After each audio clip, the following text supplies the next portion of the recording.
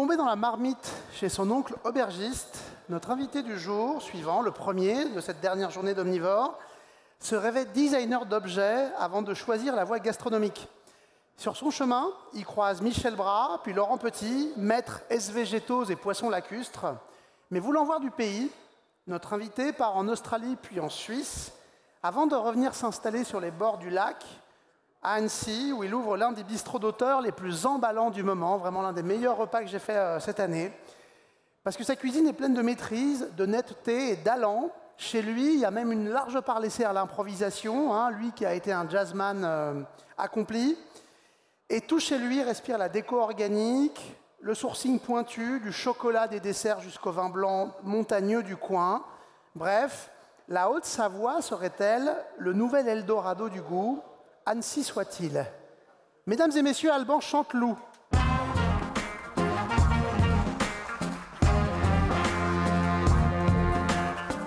Salut Alban. Ça va? Tu vas bien? Bah merci de m'inviter. Bon, je suis trop content de te recevoir parce que comme je disais, je suis allé chez toi à Coral au mois d'avril dernier, je crois que c'était en avril, et j'ai fait franchement l'un des meilleurs dîners de l'année. Bah, merci c'était net, c'était précis, c'était goûteux, c'était moderne. J'ai kiffé quoi. Donc voilà, je tenais à ce que tu sois là. Bah merci. Je disais que toi, tu as connu quand même quelques maîtres de qualité, notamment évidemment le grand restaurant 3 étoiles d'Annecy qui est le Clos d'Essence. Ouais, c'est ça. Qui a été un peu un... Bah, moi j'étais à l'époque où il y en avait encore 2, donc on s'amusait encore beaucoup, on cherchait beaucoup. Et c'est cette recherche, je pense qu'aujourd'hui, je continue chez moi. Ouais. Ouais, il y a une parenté, tu dirais, il y a une espèce de filiation, en tout cas, dans cette recherche. Bah, forcément, on est toujours... les chefs avec qui on travaille ou les chefs qui nous inspirent. Quand je travaille un légume, forcément, je m'inspire de ce que fait Passard, de ce que fait les grands qui ont fait du légume. Quand on fait une tomate, on s'inspire aussi de tout ce qu'il y a eu avant nous. La tarte à la tomate d'Alain Chapelle. Enfin bref, et forcément, tu essaies de l'intégrer, mais tu essaies de ne pas faire la même chose. Tu gardes le thème, et puis, comme en jazz, tu vas improviser. Alors ça, on va assez vite parler de jazz, parce qu'en même temps que tu as commencé l'école hôtelière, tu as aussi fait le conservatoire de jazz. Grosse connerie, de faire les deux en même temps. Faire les deux en même temps, c'est beaucoup, hein. Du coup, j'ai arrêté le jazz, et j'ai fait de la cuisine. Tu jouais de quel instrument? Batterie. La batterie? Tu retâtes un peu de la batterie, ou de temps en temps? Je me suis mis à la basse récemment. Ah, tu t'es mis à la basse. Et donc, on va voir dans quelle mesure peut-être le rapport que tu as à la création des plats s'inspire peut-être du jazz, d'une certaine forme d'improvisation, en tout cas de comment tu travailles tes thèmes gustatifs. C'est ça, c'est exactement ça. Là, concrètement, je ne sais pas vraiment ce qu'on va faire. Enfin, jusqu'au bout. Les dressages n'ont pas été travaillés. Ça commence bien, ce festival est évidemment préparé bien en amont. Non, mais... Mais qu'est-ce que tu as alors? Quels sont les thèmes du jour? Là, on va rester sur le végétal parce que j'avais pas envie de transporter de l'animal avec les trains, les machins et tout. Donc, on reste sur le végétal. Et puis, j'ai la chance d'avoir été à Fulgurance il y a quelques années et d'avoir rencontré des amis qui m'ont fait un petit panier. Je crois qu'il est dans la salle.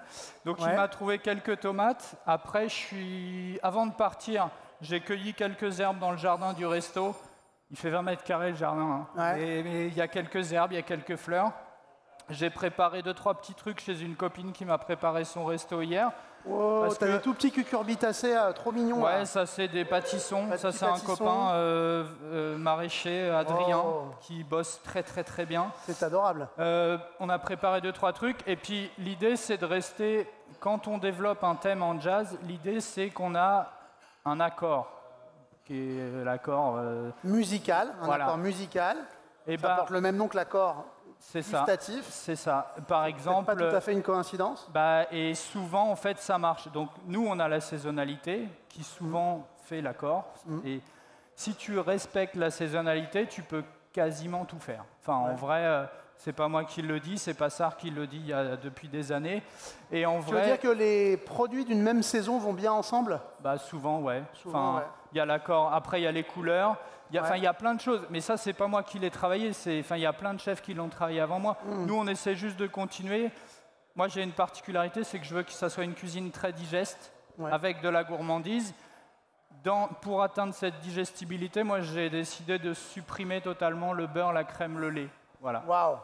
Bah ouais. C'est un beau défi, ça, quand on fait de la cuisine te tirer une française balle dans en le pied France. quand t'es en France. Ouais, faire de la cuisine sans beurre, ouais, d'accord. Voilà, mais C'est un beau défi. justement, le travail, c'est d'aller quand même vers la gourmandise. Ouais. C'est pas une cuisine monastique où on est en haut d'une montagne à prier toute la journée.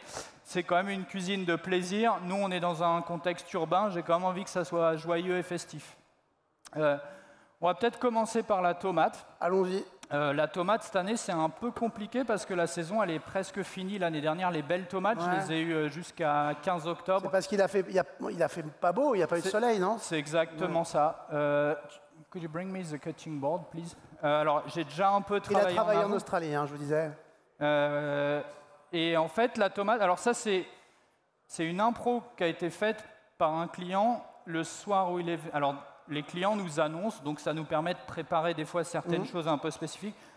Mais des fois, il y a des gens qui ne nous annoncent pas. Et moi, j'adore ne pas leur... Enfin, j'adore les accueillir en leur disant, ben en fait... Alors, c'est pour les autres clients que ça peut être pénalisant, mais ok, pas de problème, on va s'amuser, on va vous faire quelque chose. L'idée, c'est d'être dans l'intention. T'es peut-être le seul restaurateur de France qui n'aime pas qu'on lui annonce un client vegan. En fait, ça me permet de créer des nouveaux plats, parce que j'ai pas le temps de faire des essais pendant 3 jours. Donc, c'est la liberté qu'offre la contrainte. C'est ça, exactement. Et puis moi, j'ai déjà cette contrainte du beurre. La contrainte, j'adore ça. Ouais. J'ai une cuisine qui fait 12 mètres carrés. Mon resto, il fait 45 mètres carrés. Je ne peux pas faire de friture parce que ma hotte n'est pas suffisamment puissante. Bon. Donc, mais on essaye quand même de faire des choses drôles. Enfin bref. La tomate, moi, ce que j'aime bien, alors là, c'est pas une impro totale parce que c'est quelque chose qu'on a déjà fait, mais à la base, c'est une impro totale. Je trouve les premières tomates, moi je les commence à le travailler à partir du 15 juillet. J'en trouve au marché, je les mets de côté parce que moi j'aime bien les faire mûrir. Enfin, je les sélectionne le plus mûr possible, mais après j'ai une échelle où je fais toutes mes maturités de fruits et de légumes.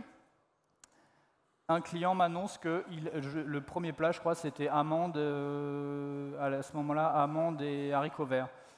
Le monsieur me dit, je suis allergique je ne peux pas manger de fibres et pas d'amandes. Bon, bah, super, allez hop, c'est parti. J'ai des tomates, qu'est-ce qu'on fait? On les monte très rapidement. Alors, quand on n'a pas le temps, on les fait au chalumeau très rapidement. C'est une technique de punk, mais ça marche. Et moi, ce que j'aime bien dans la tomate, il y a un plat mythique avec la tomate que je trouve génial, de simplicité, c'est le carpaccio de Passard, une grande assiette, des lamelles. Vraiment, là, le travail du couteau, il est extraordinaire. Il y a la luminosité, c'est un tableau, il n'y a rien à faire. Enfin, dans ce plat-là, je crois qu'il met de l'échalote, de la fleur de sel, de l'huile d'olive et des tomates, mais qui sont dingues. Mais ouais.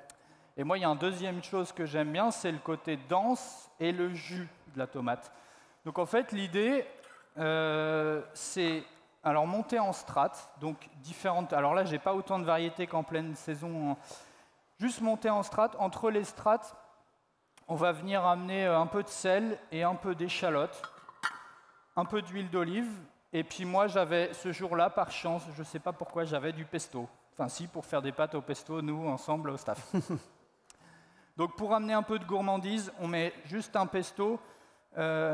Improviser, c'est avoir des bases. Dans tout, qu'on soit quelqu'un qui fait du théâtre, du jazz, peu importe la pratique, la peinture, etc., improviser, c'est déjà avoir des bases, utiliser ces bases pour faire quelque chose de nouveau, ou en tout cas, ça va être une interprétation au moment. Je ne sais pas si vous avez déjà vu des vidéos de Miles Davis, il est tout le temps comme ça, et il regarde tous ses musiciens, et des fois il joue dos aux gens.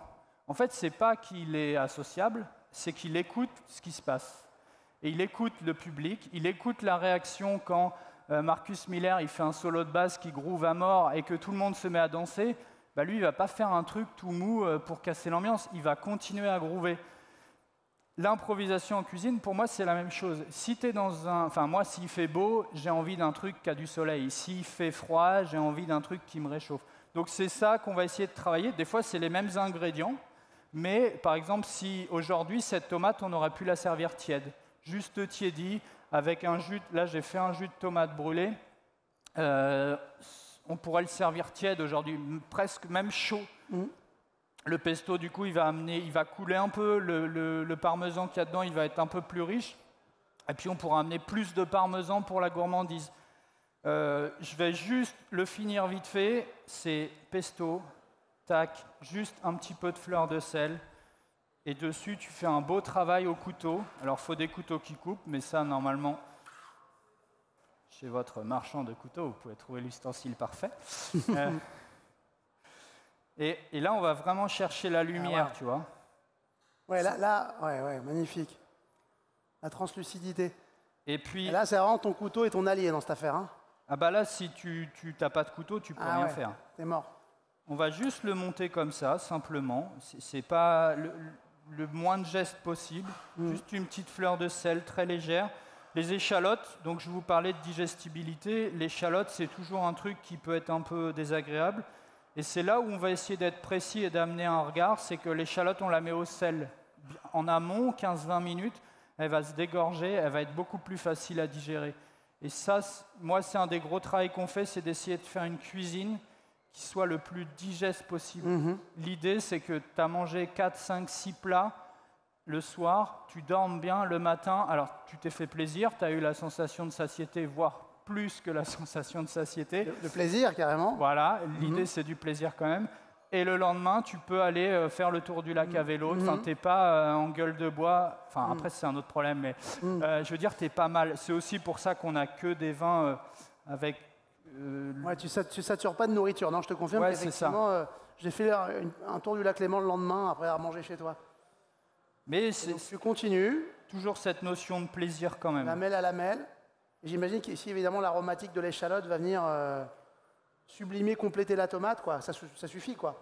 Ouais, sel, échalote, pesto. Moi, alors, il est dans la salle. L'alimentation, elle se fait avec ça, quoi. Il est dans la salle, mais c'est lui qui m'a dit ce mot-là. Il me dit, c'est un monsieur qui ramène des très beaux produits à plein de cuisiniers. Et une fois, il me ramène un truc, il me dit, ça, c'est des produits que détestent les cuisiniers parce qu'il n'y a rien à faire. Ouais. Et en vrai, comment s'appelle ce monsieur? Il s'appelle Sylvain. Ah, mais je crois qu'il est là, Sylvain, le petitiste. On peut l'applaudir, Sylvain?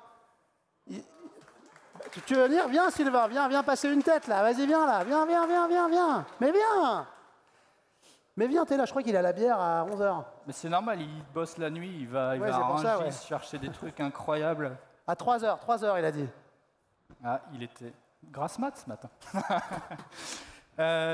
Bon, là c'est fini. Aujourd'hui, on va partir sur on va faire avec la tomate brûlée. Ouais. Si j'avais eu, je sais pas, tu vois, derrière il y avait un chef turc. J'ai failli lui piquer des trucs. Il avait des condiments de malade. Ah ouais. Mais on aurait très bien pu la faire partir sur le piment. Là, il fait un temps un peu bizarre. Il fait à la fois froid et chaud. Là, moi, si je le servais au restaurant ce midi, je le servirais tiède, avec cette soupe légèrement tiède.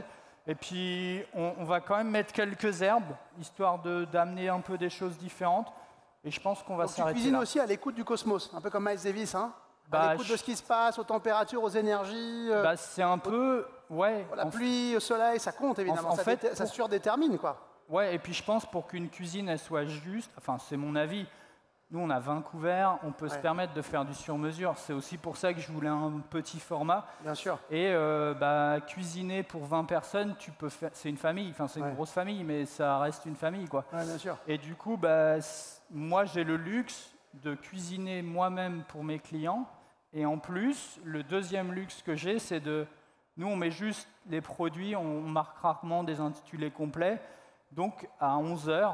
Quand tu as un gros orage qui fait, tu passes de soleil à nuage, on dit oh non mais ça on va le servir chaud, ça, ce condiment-là tu mets plus d'épices, ce condiment-là on va l'acidifier un peu, telle préparation. Et en fait, sur le menu c'est marqué la même chose. Il y a des gens qui ont pu venir la veille, qui reviennent le lendemain, on leur dit non mais en fait oui, c'est les mêmes intitulés, mais c'est pas du tout le même plat. Donc il y a les mêmes éléments, mais ils vont être interprétés. Parce qu'en musique... Voilà, c'est la répétition, j'allais dire, répétition, variation. C'est ça. C'est les deux grandes puissances, de grandes lignes de la musique. C'est ça. Répétition d'un thème tout en variation. C'est ça. Et c'est exactement ce qu'on fait. Et tous les musiciens ont les mêmes notes. Et pourtant, ils font tous des styles.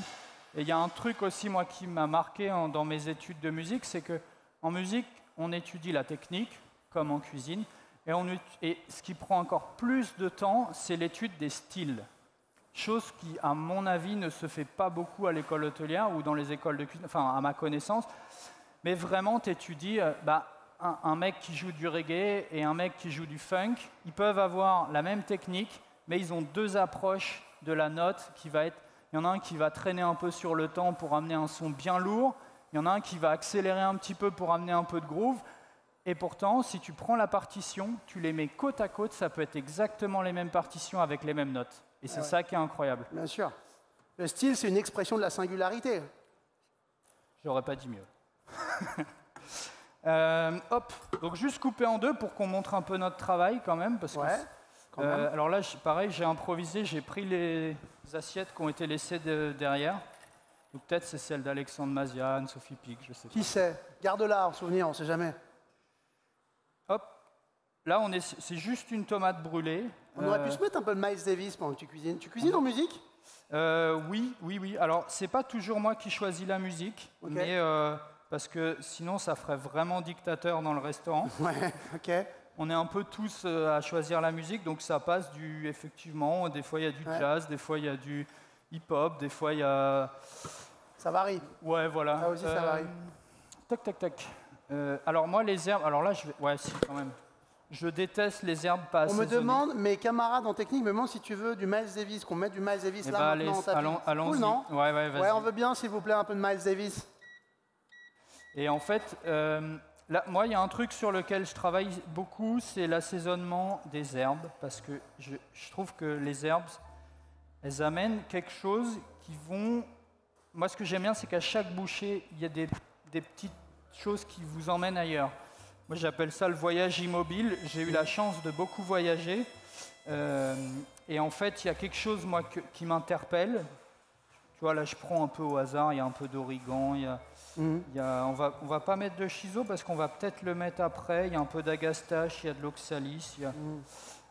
Et pour qu'il y ait quand même un lien entre ces herbes, je vais juste mettre une toute petite goutte d'huile d'olive et une fleur de sel. C'est pas grand-chose, mais goûte une herbe avec et sans assaisonnement. C'est juste le détail qui fait que ton herbe, elle va aller à l'étape d'après. Tu m'as demandé d'amener mon objet fétiche. Ouais, je t'ai demandé d'amener un jeunet presse-agrumes. Voilà, le petit jus de citron. Dernier moment, il y a encore... Tu vois, tu écrases la peau, donc tu as le zeste qui va venir s'infuser. Je peux pas faire de la mise en place de jus de citron, je déteste ça. Ouais. J'aime bien qu'il soit dernier moment dans la vivacité. Il ne va pas du tout s'oxyder. Après, moi, je suis pas, on n'est pas nombreux, je ne suis pas un dingue des dressages parce que j'ai pas le temps. Ouais, c'est une bonne raison. Et puis là, c'est le truc régressif. Et peut-être parce que je suis un peu radin, j'arrive pas à jeter du pain. Je n'y arrive pas. Ça fait mal au cœur toujours. Ah ouais. Ça fait grave mal au cœur. Et un truc que j'aime beaucoup, c'est le pain, on le mixe et on le recuit comme si c'était uniquement de la croûte. Donc c'est une torréfaction qui dure quasiment 1 heure. Ça, c'est une des bases qu'on utilise pour plein de choses. On le mixe avec des pignons de pain, ça nous fait un pesto. Enfin, pas un pesto, pardon, un praliné. On le mixe avec de la tomate séchée. Enfin bref, on part dans plein de directions. Et à la base, c'est ce côté gourmand du pain rôti, de la croûte, tout simplement. Et puis c'est une texture unique, c'est un croustillant unique quand même. Voilà. Et puis, pain grillé, quoi. Et puis c'est le pan con tomato, c'est je vais oublier le nom forcément, les tomates avec le pain italien. La bruschetta, Voilà, c'est plein de référentiels. Et c'est toujours ce thème qu'on développe, mais à notre façon. Génial. Là, je mets juste... On n'est pas bien là avec Miles Davis et notre tomate? On est bien, tomate. Ensuite... On devrait le faire plus souvent, de mettre de la musique pendant le... ça, c'est fait. Faut l'applaudir. Merci. Ensuite, le deuxième... Alors, en fond, c'est une autre tomate brûlée que tu as mis. Ouais, tu peux nous en parler? Ouais, parce qu'elle est belle. Hein. Moi, j'ai une sauce assez dense là. J'ai travaillé avec Nicolas Darno-Guillem. Elle est presque miroir là. Hein. Ouais, j'ai travaillé avec Nicolas Darno-Guillem qui est d'origine landaise. Ouais. Et la première fois où je travaille une tomate, je la coupe jusqu'à la fin. Il me dit non, la tomate, ma grand-mère, quand elle prenait une tomate dans le jardin, elle gardait juste cette partie-là pour la salade. Et en fait, elle prenait sur sa planche, elle disait salade, sauce, salade, sauce, salade. Ouais. Et en fait, c'est ça, c'est la belle partie bombée qu'on utilise pour ça. Donc en fait, c'est qu'une tomate, c'est la même chose. Mais c'est la meilleure partie, c'est le caviar. Et je trouve que sur le végétal, c'est génial parce que tu transformes tout. Nous, on jette rien. Mais par contre, tu as vraiment la meilleure partie. Tu as une science de la partie la meilleure. Ouais. Et je pense que dans le légume, on a encore pas mal de travail à faire sur les découpes, comme ce que le chef australien a fait sur le poisson. Bref, j'ai oublié son nom. Tu vois, je pense que sur le légume, c'est pareil. L'aubergine, cette partie-là, elle est géniale. Celle-là, elle est toujours un peu plus dure. Celle-là, s'il y a des graines, je pense qu'il y a le même travail à faire de découpe. C'est vrai. Alors, ça prend un peu de temps, mais un jour, on va y arriver. Bon, on a le temps, hein. T'es parti pour de bonnes années de cuisine, là, hein, donc... Ouais, j'espère. Bah ouais, attends. Alors, je voulais ramener du poisson, et hier, je suis allé faire ma mise en place chez Chloé. Elle m'a dit non, tu vas faire un truc à l'aubergine. Ok, très bien. Si tu veux. Du coup, j'avais quand même préparé une petite base. Nous, il y a une sauce qu'on travaille parce que pas de beurre, pas de crème, pas de lait. L'idée, c'est pas d'être chiant quand même. Enfin, c'est quand même d'être dans le plaisir. Rester gourmand, voilà. Et puis de la réinventer la gourmandise aussi dans le légume. C'est ça. Et peut-être se débarrasser de réflexes un peu faciles aussi, non? C'est exactement ça. Moi, j'ai voyagé 26 mois. L'histoire, je te l'avais déjà racontée, mais je reviens en France avec mon sac à dos, plus de thunes, mais des copains qui m'invitent dans un super grand resto avec plein d'étoiles pour me faire plaisir. Je mange très bien et je mets 3 jours à m'en remettre parce que digestion, parce que j'ai passé 9 mois en Asie où je mangeais quand même 7 fois par jour parce qu'il y a toujours un truc à goûter. Mais franchement, le beurre, et j'avais l'impression, parce que peut-être je m'étais déshabitué, que tout le repas avait le même goût. Enfin, avait ce truc de beurre. Beurré, quoi. De beurre noisette, en fait. Voilà, ça, hein. ce qui est très bon. Un peu cache-misère, parfois. Beurre noisette, c'est très bon, et aussi parfois... Moi, je pense que tu peux le mettre qu'une fois dans le menu, honnêtement. Ah ouais. Et bon, après, c'est un réflexe que j'ai éliminé, et cette contrainte fait que je vais chercher d'autres choses. Alors, c'est sûr que les petits oignons, là, comme il fait Alain Passard, avec juste le beurre de micelle, c'est magique. Et c'est génial. Moi, je l'ai viré. En plus, nous, on n'est pas dans une région de beurre, parce que les pâturages sont plutôt secs. Et le fromage, chez nous, ils utilisent tout. Ils écrèment pas. Ah ouais. Donc, historiquement, le beurre, c'est plutôt en pâtisserie. Et nous, historiquement, ils travaillaient plutôt le saindoux et les graisses animales. Moi, j'utilise beaucoup d'huile d'olive, mais voilà, c'est peut-être ma contradiction ou le pur locavorisme. Mais je m'en réclame pas forcément non plus. Donc, voilà. L'aubergine, du coup, là, on va faire un petit... je sais que cette sauce, en ce moment, on est pas mal à travailler sur les collagènes de poisson. Merveille absolue, quoi. Hein, texturant naturel de dingue. C'est la sauce pile-pile que... C'est la sauce pile-pile du Pays Basque qui est indépassable, qui est un summum c'est clair. des sauces mondiales. C'est une émulsion de gélatine de poisson, huile d'olive. C'est ça. Et moi, je mets une pâte de citron. Donc en plus, il y a le crémeux du citron qui est amené par la pectine. On cuit le citron dans du jus de citron, il éclate la pectine, on mixe et avec cette base, on rend crémeux la sauce.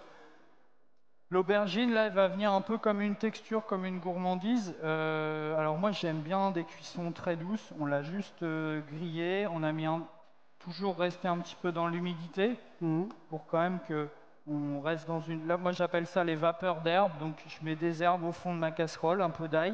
Et puis, cette vapeur, elle va venir finir la cuisson tout doucement. Un légume, c'est 70% d'eau ou 90%, ça dépend des légumes. Nous, c'est pareil. Je pense que l'eau est un élément fondamental de la cuisine. On est des légumes qui parlent, finalement. C'est ça. Platon aurait pu le dire. Bon, il n'a pas dit ça, mais... Peut-être un thème pour une prochaine BD. Du coup... L'aubergine. Alors justement, là on pourrait... Alors là on a parlé de découpe, on pourrait s'amuser. Là on a poussé un peu la cuisson parce que je maîtrise pas forcément les plaques, mais c'est pas grave. On va goûter, si ça nous plaît, qu'est-ce qu'on peut faire avec ça? C'est très bon. C'est bon, non? En fait, c'est bon. Ouais, c'est bien. Tu vois, la partie qui est un peu en graines, ça, je pourrais la réserver pour faire une autre utilisation, pour faire un condiment, pour faire autre chose. Et on va juste garder cette belle partie. Le cœur le plus tendre, le plus homogène. Voilà. On peut imaginer que c'est une anguille. Voilà. Un très bon morceau d'anguille, regarde.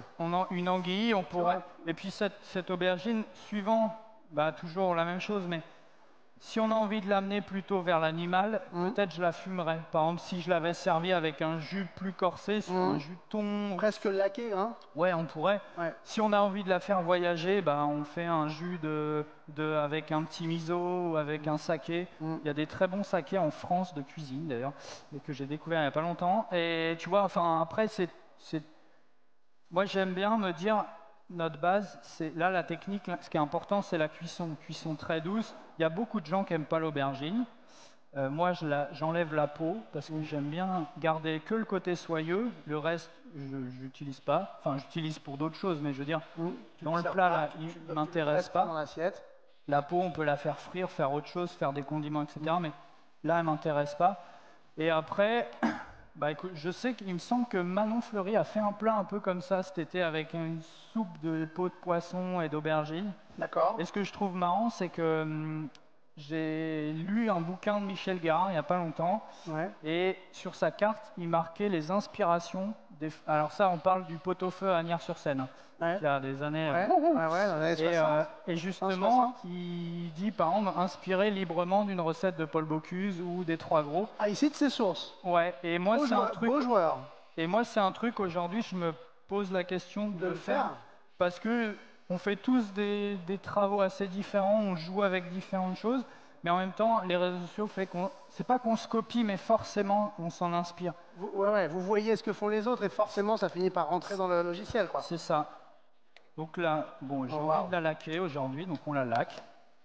J'ai un maraîcher qui m'a donné ça, il m'a dit tiens, c'est des physalis, elles sont dingues. Alors je pensais ne surtout pas les utiliser parce que j'aime pas, enfin c'est pas que j'aime pas ça. Moi, j'adore pas ça. Moi non plus. Et carambole, c'est ça, physalis ou carambole, non, c'est la même chose. Alors C'est la même chose ou pas? C'est pas la même chose, le public me dit pas du tout. Moi, j'adore pas ce fruit même. Mais tu vois cette petite acidité. Ouais, quand c'est un peu acide, ça va. Quand c'est trop mûr, c'est un peu douceâtre. C'est comme les nèfles. Vous aimez les nèfles, vous? Moi, j'adore pas la nèfle. Non, il y a peu de choses que j'aime pas, tu vois, mais la nèfle, c'est pas... Mais moi, je suis pas fan, mais là, je pense qu'elle peut amener quelque chose. Et des fois, c'est par le dosage aussi. Ouais, bien sûr. Tu vois, et là, elle est un peu acide, donc... Là, il va ramener juste, à mon avis, l'acidité dont on a besoin. On aurait pu mettre une agrume, on aurait pu mettre autre chose. Mais j'ai ça, et ça m'intéresse. Ça, j'en ai 10 par an. Enfin, 10. Okay. Si j'ai 1 kilo dans l'année, c'est maximum. D'accord. Donc, même si je suis pas fan, je vais essayer quand même de l'utiliser. Non, mais celle-là, elle est bonne. Et puis, ça marche aussi chromatiquement, cette assiette. C'est ça. Toujours assaisonner les petites herbes. Ça, c'est... Peut-être qu'un jour, je vais avoir un psy pour ça, je sais pas. Tu vois, j'ai un peu de shiso. Le shiso, bah forcément, dès que tu mets du shiso, tu voyages un peu. Ouais. Oui, alors, c'est évocateur de... Voilà, c'est cuisine un peu lointaine, quoi. Ouais, alors que... alors que ils tous en France et que... tiens, on va mettre un peu de piquant avec un petit peu de capucine. Voilà, ça suffit. Ça va être très beau. Tac. Bon, là, on pourrait s'amuser. Tiens, une petite huile de laurier, pourquoi pas. Pourquoi pas. Hop. Oui. Et en fait, des fois, alors moi j'ai eu la chance dans mon parcours de rencontrer des chefs très instinctifs qui étaient capables de sortir des plats comme ça. Ouais. Et l'inverse des chefs où il fallait faire des essais pendant des mois. Et en fait, la saison, elle est passée quand l'essai, il est calé. Ouais. Ce qui est souvent le cas. Et du coup, c'est un truc aussi qui m'a marqué, c'est de se dire que aujourd'hui, il y a des saisons qui sont microscopiques. Alors là, on met des herbes parce que c'est l'été. Oui, il y a des micro-saisons, des intersaisons. Ouais, c'est ça. Il y a un livre de Ryoko Sekiguchi là-dessus, tu sais? Je ne l'ai pas encore lu. Agori, elle parle de ça. Elle parle de ces multiples saisonnalités, micro-saisonnalités, nano-saisons. Justement, alors là, ça fait un peu le même dressage. Donc ça, par exemple, je ne le ferai pas sur le même menu. Ouais. Parce que là... Ça se ressemble un peu trop à toi. Ouais, ça se ressemble trop, ça ne m'intéresse pas. Enfin, sur un menu. Là, c'est parce que concrètement, je n'ai pas pris toute ma cuisine avec moi. Sûr, mais l'idée, c'est ça. Là, l'idée, c'est d'aller sur la texture, la gourmandise. Souvent, dans les 6 plats, il y a quand même... Au début, j'aime bien rafraîchir. Ensuite, j'aime bien un truc qui est un peu perturbant. Ouais. Ou soit avec beaucoup de choses différentes, soit justement un truc un peu barré. Ouais. Ensuite, le plat de poisson, moi, j'aime bien qu'on aille loin, qu'il y ait un peu ce côté marin avec plus de bruit. Enfin, tu vois, le côté des abysses où on se dit, il n'y a plus de bruit et on mange ce plat. De profondeur. Voilà, on est dans une bulle d'eau, quelque chose d'à la fois réconfortant et en même temps un peu un peu puissant, profond, qui va loin. Surtout que l'iode, je trouve que ça amène des longueurs en bouche qui sont extraordinaires. La viande, moi j'ai envie de m'amuser avec. Donc c'est souvent le plat où des fois on fait vraiment des trucs où on s'amuse pas mal sur la viande, même si on fait des petites portions de viande parce qu'on travaille beaucoup le légume autour de la viande. Des fois la viande elle vient même plutôt comme un condiment. Et puis après les desserts, là c'est autre chose, on n'en parlera pas aujourd'hui, mais les desserts c'est... On envoie le dernier plat? Ouais, on a le temps. Mes camarades me disent qu'il nous reste 3 minutes. Eh ben allez. On a le temps? Attends, mais c'est une belle contrainte le temps aussi. Allez hop, 3 minutes pour faire un plat, tu vas adorer, tu jubiles là. C'est beaucoup trop. J'avais cuit des pâtissons, alors je me suis amusé à faire un hérisson, je sais pas pourquoi, mais j'avais envie de faire ça. Parce que pâtisson, ça rime avec hérisson. Voilà. C'est exactement pour ça. Il y a un peu d'ail, il y avait le voisin turc qui avait des piments, donc on a mis du piment. Tu lui as volé quand même un peu des produits. Oh, t'as raison. Je lui ai demandé. Ah, c'est aussi une grande famille omnivore, hein, en cuisine de préparation. Ça, c'est de l'amande. Alors moi, la gourmandise, je l'amène beaucoup par les oléagineux. Une pâte d'amande qui est torréfiée, c'est l'inverse d'une mayonnaise. Au lieu de monter avec une phase, on monte avec une phase aqueuse. Donc c'est juste une pâte d'amande avec jus de citron, un peu de fleur de sel ou de sel, peu importe, et de l'eau ou un bouillon, peu importe, ce qu'on a sous la main. Là, on va juste mettre ça un peu comme ça va être la gourmandise. J'aime bien jouer avec les acidités. Et avant de venir, je suis passé dans le jardin du beau-père qui avait de l'oseille. Ok. Donc tu vois, on va peut-être amener une acidité différente. Amande et oseille, ouais. Alors ça, sur le papier, ça marche pas. Et en fait, quand on l'a goûté, ça marche très bien. Ouais. J'aime bien aussi des fois le truc qui marche pas et puis en fait tu goûtes. Et oui. En fait, ça s'équilibre. Alors ça, j'ai pas vérifié l'assaisonnement et tout, mais c'est pas grave. Au resto, on le ferait. Peut-être qu'on le recouperait, peut-être qu'on irait mettre quelques feuilles à l'intérieur, on irait faire un autre travail différent. Peut-être qu'on mettrait une mozzarella, peut-être qu'on mettrait pour de la gourmandise. Mais ça, en 3 minutes, on va pas trop se poser la question. Quelques petits oignons grelots. Ouais, voilà. Magnifique. Qui peuvent amener un peu de gourmandise. Ils chantonnent encore.